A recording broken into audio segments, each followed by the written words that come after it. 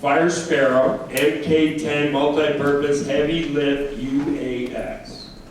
Our presenter is Rio Chichiiwa, common spelling, is the founder and CEO of Ponderosa AI, the developer of the FireSparrow Mk multi-purpose heavy lift UAS. Rio is also a FFT2 and regular volunteers on prescribed burns through his local PPA in Butte County, where he lives with his wife and 2 kids. Ponderosa AI's FireSparrow Mk is a unique, cost-effective, multi-purpose, heavy-lift UAS platform specifically designed from the ground up to support wildland firefighters and fire practitioners. This presentation will dive into the Mk10's range of capabilities, from heavy lift transport to real-time hotspot detection and mapping to suppression and more. Rio.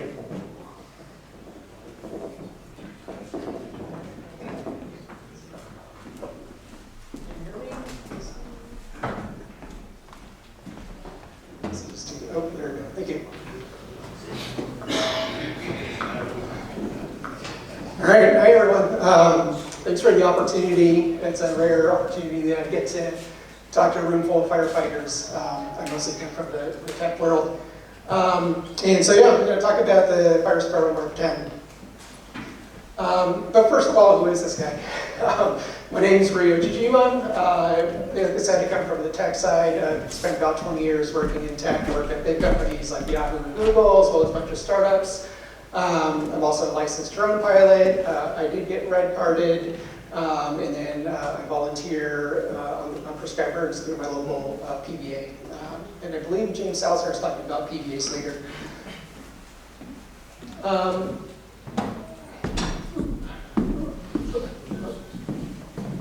Okay, so I'm a tech bro, I guess. Why am I doing this? During the pandemic, my family and I moved from Silicon Valley to Chico, and I've known people in that area for a long time, and that's obviously an area that has a lot of wildfires. The picture on your left, those are my sons, 2 boys, ages 2 and 6. They're a lot of fun.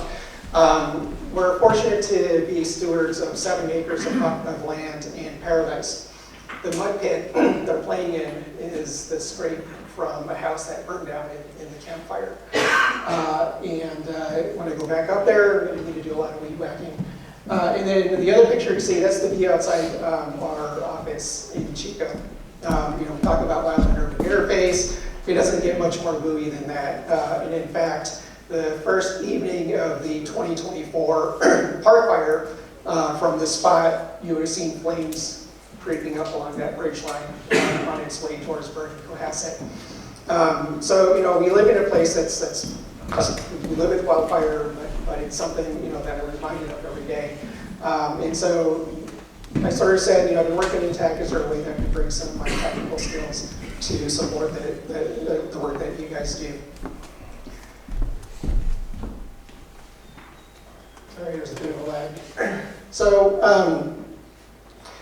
this is our long-term vision, and at least half of you might be rolling your eyes. Our vision is to have cost-effective suppression drones and docking stations that can be pre-positioned in areas of risk, like the wildland urban interface. Excuse me. And if we can get it down to about $10,000 a year, we think that we can have many of these out there, so that we can cut down the response time down to, say, under 5 minutes, and help keep new starts small until additional resources show up, whether that's aerial resources or ground resources. But I got trained. Did the basic 40. Got red carded, and I realized that kind of what we're trying to do as a new company is a little bit like an FFT2 wanting to be a hotshot or a smoke jumper, right? It's like you go through the basic wildland firefighter training, and everyone's like gung ho, but you're probably going to be like, bro, go dig some cam lines. And I think that's valid. I've come to sort of really, I think, hopefully, understand the complexities of the work that you guys do. And so I don't have any illusions that we're going to throw some tech out there that can do IA immediately. It's going to take a long time, I think, to prove ourselves, prove the technology, really build it with the fire community into a solution that works. So our approach is to actually, kind of like the journey of, say, the newly minted Valiant firefighter to, actually becoming, say, a hotshot or, and beyond.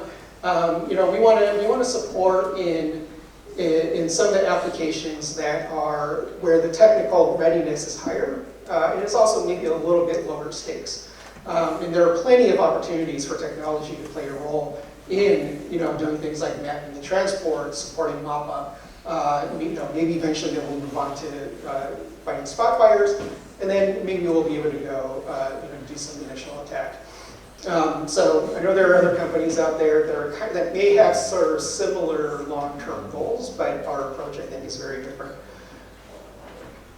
And so we're starting with the FireSparrow Mk. It originally started as a prototype. We were like, we need a drone that can carry some water, let's build this drone. And then we started showing it to firefighters, and we said, hey, we want to use this for other things like heavy lift transport and so on and so forth. So we said, okay, cool.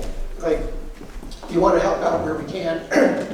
So some of the basic features, we can carry about 80 pounds of cargo. We have a 10-gallon suppressant module that fits on it, but it's removable, so you can use it or not. We have a 640 pixel fluorohydron thermal camera on it. And then we're working on a real-time hotspot detection and mapping system. It's fairly compact and lightweight. It folds down to about 3 feet by a couple feet. Easily fits on the back of a pickup truck. You could carry it, as a single person. It's NDAA compliant, so if you're getting, say, federal funding, it's increasingly sort of a requirement. And yeah, we want this to be cost effective, so we're introducing it at about $10,000 a year, which is fairly budget friendly. Out of curiosity, how many other agencies use drones today? Okay. How many of you are looking for a bigger drone like the one that we're working on? Anyone in here? I see a couple hands, maybe. Wait, are you from San Bernardino? Yeah, I know you. Yeah, so we're what's your flight time? So with a full payload, we're currently at about 15 minutes, so not super long. Empty, we're up to about an hour. But we have a flexible battery compartment, so we're able to use the latest batteries as they come out. And so as battery technology improves, that flight time. Can you split your payload that are very less weight and more batteries? Does that give you manufacturing? Little bit, yeah. The more weight you carry, the less efficient the drone gets. So oftentimes you actually end up getting more flight times by not carrying extra batteries. I've been happy to connect with you later. Yeah. Are these drones leased or owned? So they're kind of like a lease-to-own model is what we're going for. We want to keep it affordable so that you don't have to ask for a bigger budget. But we also don't want you to be like paying continuously forever and ever, right? So yeah, let me talk a little bit more, and then happy to answer more questions. So just to kind of dive into a little more of the details, so in a heavy lift application, you can carry 80 pounds like I mentioned, so that's like a few hose packs. You can carry a Mark III pump, that tends to get folks pretty excited. Using MREs and 10 gallons of clean water and so on and so forth. We're working on a remote drop capability, right? So as a controller, you can hit a button, it'll drop the load. We're also working on a winch.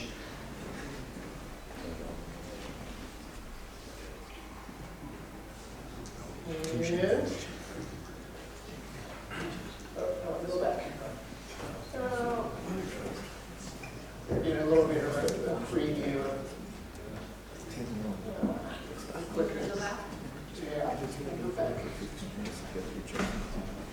There we go. Okay. So we're working on a real-time hotspot detection and mapping system. So basically, the drone has the sensors and the compute necessary to do both the hotspot sort of detection as well as the mapping part, right? So not just saying, oh yeah, here's like a thermal image, but actually figuring out the latitude of the hotspots. in real time. And then there's a Wi-Fi network on the drone itself. So you can actually connect to the drone from like your smartphone and get the data feed straight away. So right now, a lot of folks are doing mapping, but oftentimes you got to sort of do offline processing, right? You fly the drone and then you upload the data or process the data, and then the data becomes available. What we want to do is we want this drone to also be useful for situational awareness. So, if you see one of these drones flying over you, and you want to see what it sees, anyone on the ground would be able to connect with their phones to the drone and see and kind of get all the data. So we can, of course, stream that data to the IC, but we also want the folks on the ground to be able to get that data too. And it's a browser-based app, so you can connect to your phone with your phone, and then you can just open up your browser and access it instead of having to download an app or something like that. So, all right, and then back to So in terms of water drops, it can carry about 10 gallons. We have a system that has a variable flow rate. It goes up to 120 gallons per minute. So, think 2 gallons per second, right? It's actually a very high flow rate. We have swappable nozzles, so what you just saw, I don't know if we're able to go back and look at it again, but that is sort of more of a jet, so if you want to penetrate canopy, you could. You've got 16 pounds per second coming down, that'll punch through vegetation. Or if you want to sort of spread out a little bit more because you're working with grass, like we could do that. The crazy thing about doing drops from low altitude is we can dump 10 gallons on like 4 square feet, which would technically be like coverage level 250, right?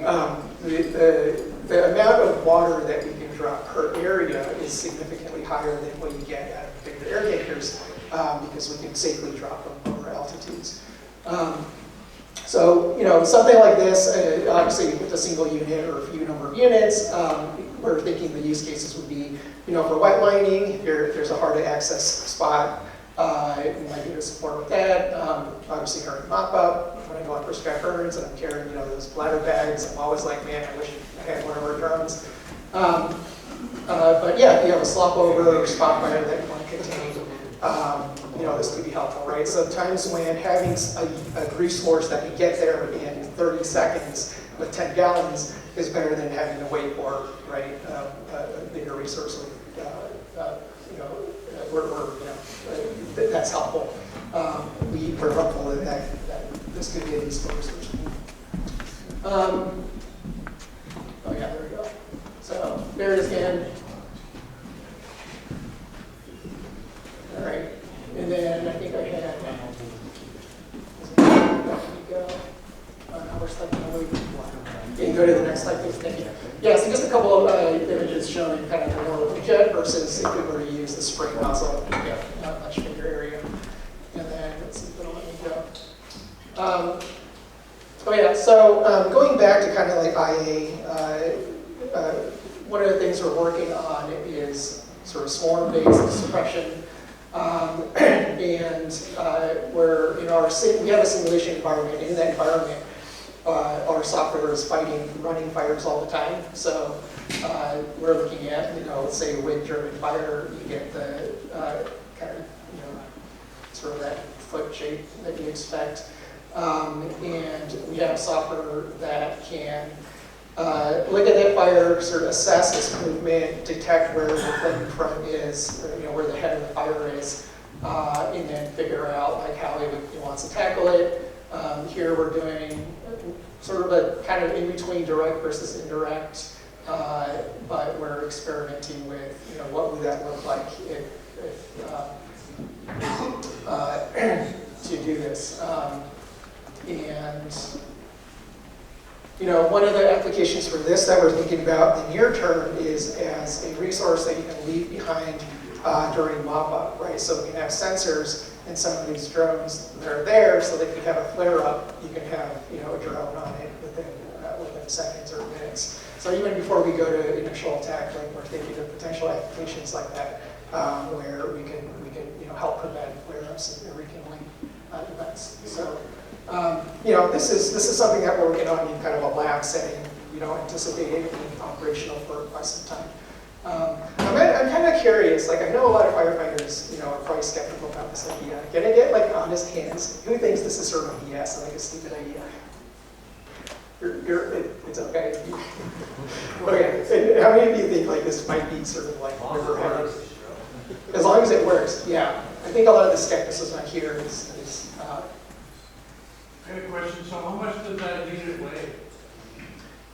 so the total drone weighs about, with a full payload, we're at about 200 pounds.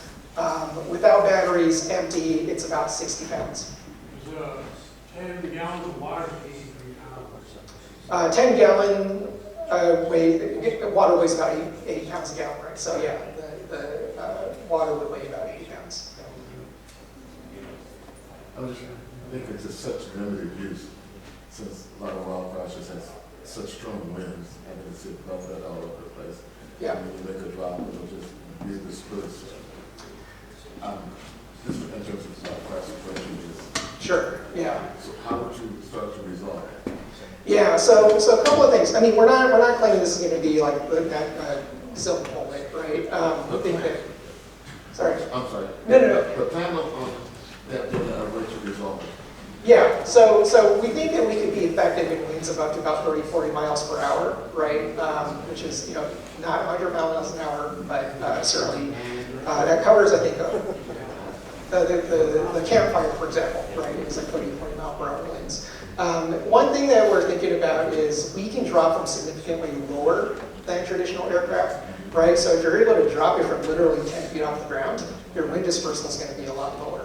Like, yes, it'll get blown from the wind, but we can sort of drop it and have it blow into the fire instead of it kind of spread and disappear. So I think that's a valid question. We obviously need to do a lot more testing to sort of figure out what the right tactics are and exactly what the conditions we could be effective in.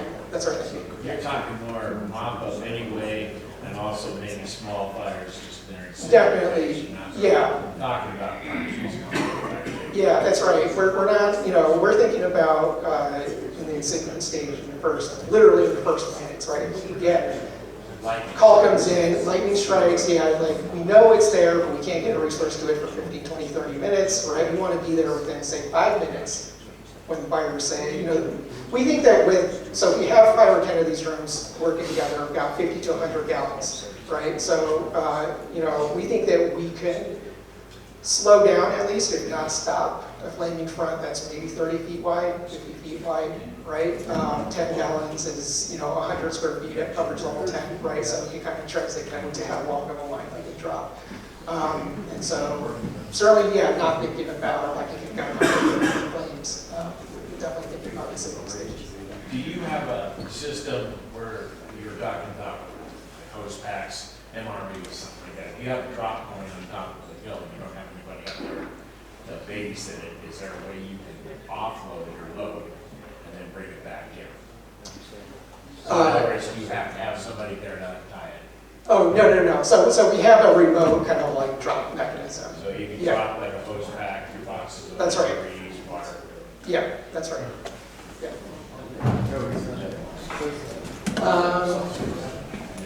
So, yeah, that's all I got. Yeah, questions? So if you have a 15-minute battery life with a full payload, how far can you travel in that 15 minutes with a full payload? Yeah, so we're aiming for an operating range of about 5 minutes. Or operating range of about 5 miles. So you would have to cut that in half in order to get there and get the drone back and account for, you know, not having the drone stranded somewhere. So you're looking at about 2 miles there, 2 miles back. Yeah, when I said operating range, I meant 5 miles with payload and then with enough power to come back. Because the trip back, you're going to use a lot less power, right? Because it's empty. Yeah. How long does it take to charge? Like, It really depends on the batteries. There are some battery chemistries that let you charge in like 20 minutes. You know, and whether, if you're using it, not in like a pre-positioned case, but you're using it as an operator, you can swap out the batteries really quickly too. Yeah, so you can interchange them and charge them. Yeah, that's right. sorry to ask again, but it is on the slides. I'm confused on the price cost. So it's $10,000 a year per drone, but then you own it too? But you still pay yearly? It's, basically it's $10,000 a year, and then at a certain point, you kind of have the option of, Find it out. it's either like if you pay for a certain number of years, we say, hey, it's yours now. Or you can say, before that, if you say you want to buy it out, you can say, okay, you're gonna pay this much more accounting for how much you paid, and then it's yours. Are you able to share what that buyout cost looks like roughly? Not yet at this point, but we do. Yeah, it'll be sort of more, way less than $100,000 is what I'll say. And then, oh, sorry, I think we ended up skipping a slide, but we're currently co-developing this platform with the San Bernardino County Department, and we're looking for additional co-development partners. So what you get as a co-development partner is you get access to the drone for free, basically. You get to use it, you break it, it's fine, cover it. And then, our hope is that we learn from you and then make it into something that you want, right? So then at some point, I hope they go buy it. So if you're an agency interested in this kind of technology, again, whether you want to use it for heavy lift, pop-up, whatever, please get in touch. How's it fill out how's the water fill? You have to like land it, or snorkel? Right now, you have to land it, but we're looking at other options too. Yeah. I'm kind of new to the drone thing, but just got my part one assessment. Do you have to wait for a TFR to be placed, or do you have standing exemptions for flying into certain airspace? Yeah, so you probably can't fly if there's it depends on who. If you're part of the responding agency, right, you'll be able to fly even if there's a TFR, you just need to kind of coordinate. You do need to, because it weighs over 55 pounds, it's not Part 107. You do need either a COA or waiver or an exemption. And so, yeah, when I said we're looking for folks that agencies work with, if you already have an established drone program, that definitely helps. If you already have a COA, waivers, stuff like that, that definitely helps. And I think I might be over my time. I don't know how I'm doing on time. But I'll be around this morning, so if you have any questions, feel free to come find me. My email is rio@ponderosa.ai. Feel free to reach out if you're at all interested in kind of looking into this technology. Thank you so much for the opportunity.